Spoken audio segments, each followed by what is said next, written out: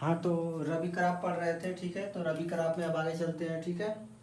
तो कह रहे हैं अब इसके बाद क्या है, पोटैटो। पोटैटो मतलब क्या होता है, आलू। आलू में देखिए एक डाइप्लॉइड होता है, एक डाइप्लॉइड होता है जो उसका क्रोमोसोम नंबर 12 होता है। ट्राइप्लॉइड होता है, उसका क्रोमोसोम नंबर कितना होता है, 24 होता है।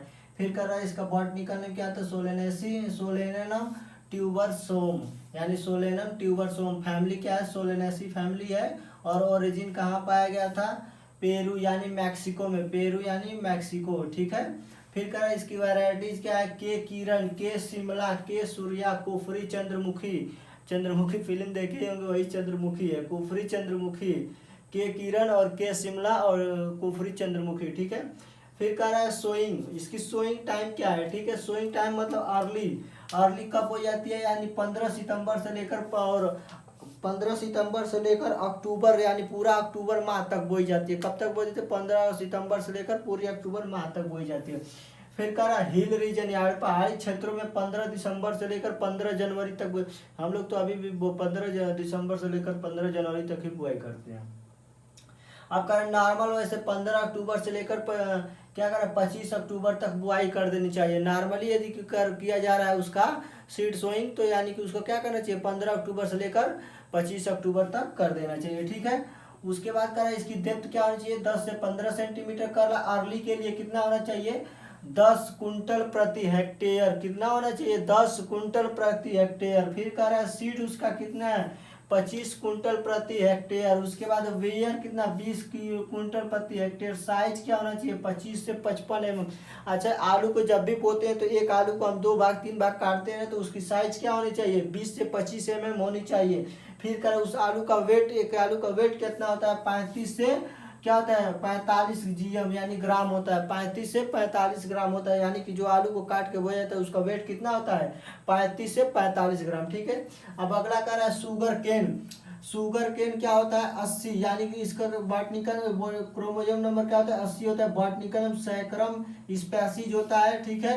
यानी कि ये अलग अलग बॉटनिकल नेम दिया हुआ है। अलग अलग बॉटनिकल नेम का मतलब वैरायटी के आधार पर उनको अलग अलग बॉटनिकल नेम दिया गया है। जैसे कह रहा है कि क्या होता है, सैक्रम ऑफिसेरनम होता है, एक होता है सैक्रम सिनुलेस होता है, उसके बाद एक होता है सैक्रम बर्बर होता है, ठीक है। एक किस फैमिली से बिलोंग करता है, ग्रामिनी फैमिली से बिलोंग करता है। और इसका ओरिजिन कहाँ है, न्यू जिनिवा होता है, न्यू जिन्यू है, GUINEA होता है, ठीक है। अब कह रहा है इसका वैरायटी राजस्थान से निकला है, कौन सा, CO 7717। फिर 0118। उसके बाद कह रहा है 0238। एक होता है बो, यानी 90 99 102, बो 90 बो 99 बो 102, ठीक है। और 120 भी होता है। फिर कर अर्ली, यानी अर्ली शुगर केन क्या होती है, COH 56।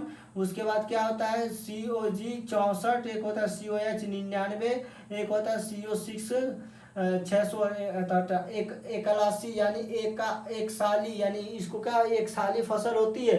हाँ, एक बात का हमेशा ध्यान दीजिए, जो शुगर होती है वो क्या होती है, शुगर केन हमारी क्या होती है, सभी यानी कि एक वर्ष में भी बुआई की जाती है, इसलिए इसको खरीफ क्रॉप में भी रख सकते हैं, ठीक है।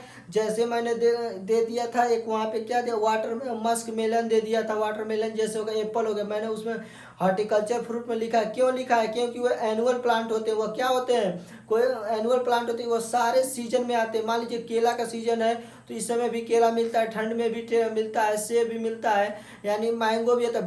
वैरायटी के आधार पर क्या करते हैं, हर सीजन में वो मिलते हैं, इसलिए उसको क्या करते हैं, खरीफ रबी जायद तीनों में लिख सकते हैं। लेकिन कोई आपसे एग्जामिनर ये नहीं पूछेगा कि कौन सा फ्रूट कौन किस खरीफ का, ये पूछेगा एनुअल प्लांट पूछेगा, ठीक है। हॉर्टिकल्चर से ये पूछेगा। जब खरीफ पूछेगा तब उसका बताएंगे, उसका जब रबी पूछेगा तो ये बताएंगे, ठीक है। तो मैंने उसमें डिस्क्राइब कर दिया उसका, ठीक है।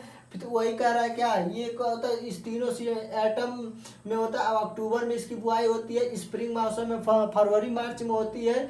और अर्धसाली यानी कि अर्धसाली में कब होती है, जुलाई अगस्त में। जुलाई अगस्त में पानी लगाकर बोई जाती है। और स्प्रिंग सीजन में भी क्या होती है, मेड़बंदी की कर बनी जाती है। मेड़बंदी का मतलब क्या होता है, जुताई करके फरवरी मार्च में बोई जाती है। हमारे यहाँ उत्तर प्रदेश में सबसे अधिक किस प्रकार की बुआई की जाती है, फरवरी मार्च में, स्प्रिंग सीजन में की जाती है। अब इसका कारण डेप्थ क्या आता है, 2 से 3 सेंटीमीटर, यानी कि उसको एक लाइन में क्या करते हैं, हर वार द्वारा खंड किया जाता है, उससे 305 सेंटीमीटर या तो उससे 3 सेंटीमीटर अंदर उसको दबा दिया जाता है। ठीक है, अब कह रहा है क्या प्लाटिंग, इसका प्लाटिंग, इसको तो सीट रेट लगेगा नहीं क्योंकि सीट से बोते नहीं, इसको प्लाटिंग किया जाता है। कह रहा है यदि 3 बेड यानी 3 बेड कर रहे हैं तब कितना 25,000 से लेकर क्या 4,000 क्या तो सेट्स प्रति हेक्टेयर लगते हैं, यानी 25,000 से 4,000 प्रति सेट्स लगते हैं। उसके बाद फिर कह रहा है डबल बेड यानी 2 बेड्स बर्ड्स लगाएंगे तब क्या होगा। बर्ड्स का मतलब क्या होता है, 1 बर्ड्स 2 बर्ड 3 बर्ड्स हो गया। यदि हम ए और ये बेड्स लगाएंगे तब क्या हो जाएगा 60,000 से 80,000 लगेगा। जब ये तीनों लगाएंगे तब क्या हो जाएगा, यानी कि 25,000 से 4,000। ठीक है, 25,000 है, 25,000 से 40,000 होना चाहिए, 4 लाख होना, 4 लाख होना चाहिए। ठीक है, 4,000। ठीक है, 2500 से 4,000।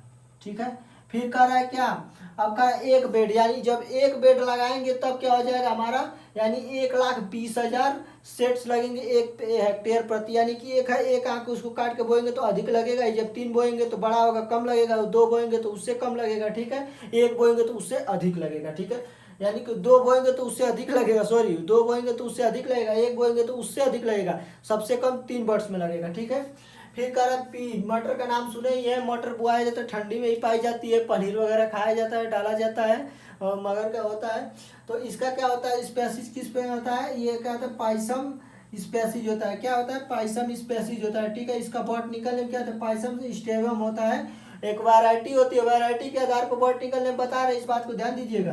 फिर कह रहे हैं क्या पाइसम स्टीवम, ये भी वैरायटी है। ये क्या होता है, ये गार्डन पी होता है, ये फील्ड पी होता है। ठीक है, ये गार्डन पी होता है, ये फील्ड पी होता है। ये किस फैमिली से बिलोंग करता है, लेगुमिनेसी फैमिली से बिलोंग करता है। इसका ओरिजिन का मेडिटेरेनियन है, मेडिटेरियन रीजन है। ठीक है, उसके बाद कह रहा है इसकी वैरायटी का अकरा अजीत अकेल पंजाब 88 PM 2 हरभजन, यानी कि हरभजन सिंह के नाम पर ही इसका वैरायटी का नाम पड़ा मटर का। ठीक है, हरभजन यानी हरभजन सिंह क्रिकेटर है जो उनके नाम पर इसको याद रख सकते हो। ठीक है, फिर कहा इसकी बुआई कब की जाती है, अक्टूबर नवंबर, यानी कि अक्टूबर के माह में और नवंबर के मध्य में बोई जाती है। ठीक है, फिर कर रहा है इसकी अर्ली, यानी अर्ली का मतलब जो होता है यानी जल्दी वाली, तो 100 से 120 केजी प्रति हेक्टेयर। ठीक है, 100 से 120 केजी प्रति हेक्टेयर। लेट वैरायटी में 80 से 90 केजी प्रति हेक्टेयर लगता है। ठीक है, फिर आगे हमारा कह रहा है क्या, बरसीम, बरसीम जानते ही फोडर होता है यानी चारा होता है। ठीक है, तो ट्राइफोलियम यानी ट्राइफोलियम, उसके बाद अलेक्जेंड्रियम, ट्राइफोलियम ये भी क्या लेगुमिनेसी फैमिली से है, और इसका ओरिजिन क्या इजिप्ट है। ये डाइप्लॉइड यदि रहेगा तो BL1 हो जाएगा, डाइप्लॉइड वैरायटी BL1, और ट्राइप्लॉइड वैरायटी पूसा जायंट और T690। ठीक है, इस बात को ध्यान दीजिएगा, ये डाइप्लॉइड वैरायटी है, ये ट्राइप्लॉइड वैरायटी है।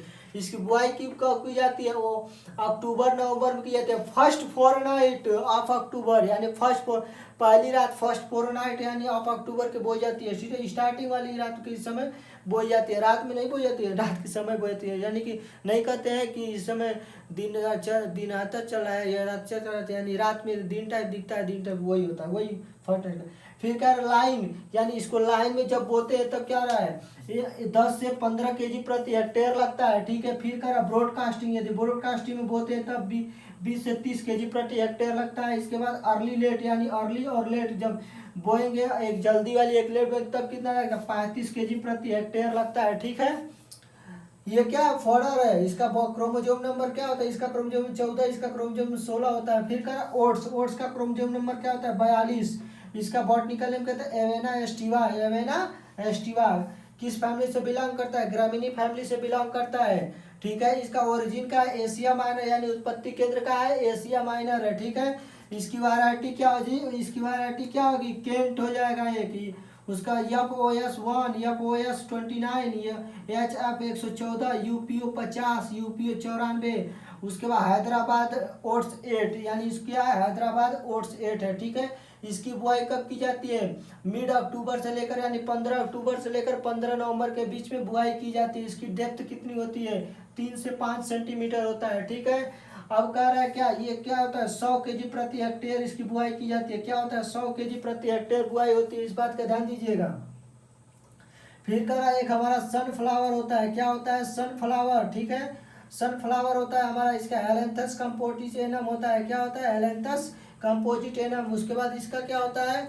मैक्सिको यूएसए, इसका वो क्या होता है? मैक्सिको यूएसए में पाया जाता है, ठीक है, उत्पत्ति केंद्र है। इसकी वैरायटी क्या होगी? हरियाणा, यानी हरियाणा सूरजमुखी वन, सूर्या यानी सूर्य दादा के नाम पर याद कर सकते हैं। इसके बाद को वन वन और को टू होता है।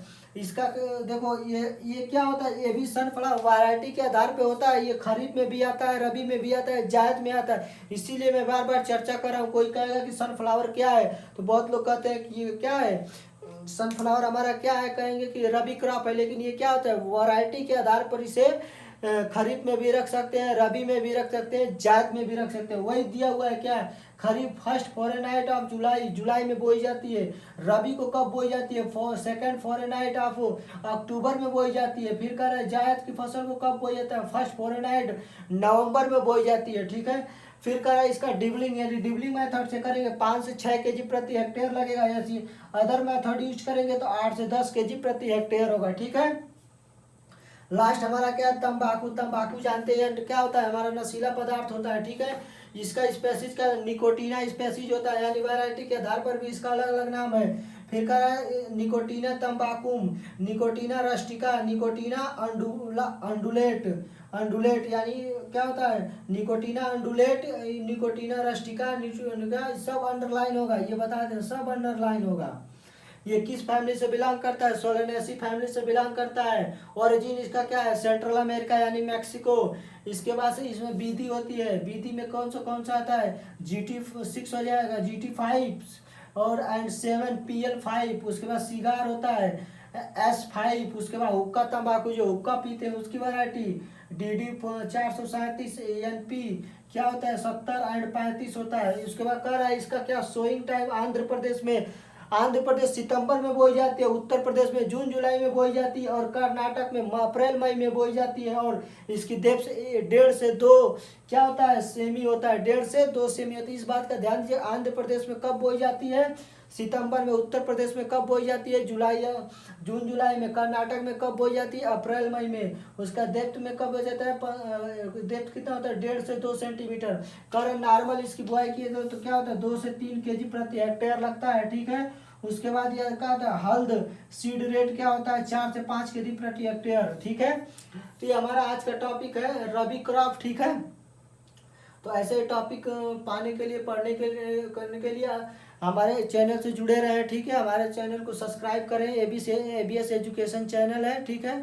सब्सक्राइब नहीं किए तो सब्सक्राइब करें। ऐसे एग्रीकल्चर से संबंधित किसी भी प्रकार की जानकारी प्राप्त करना हो तो आप ABS एजुकेशन चैनल से संपर्क कर सकते हैं या ABS एजुकेशन के द्वारा प्राप्त कर सकते हैं, ठीक है।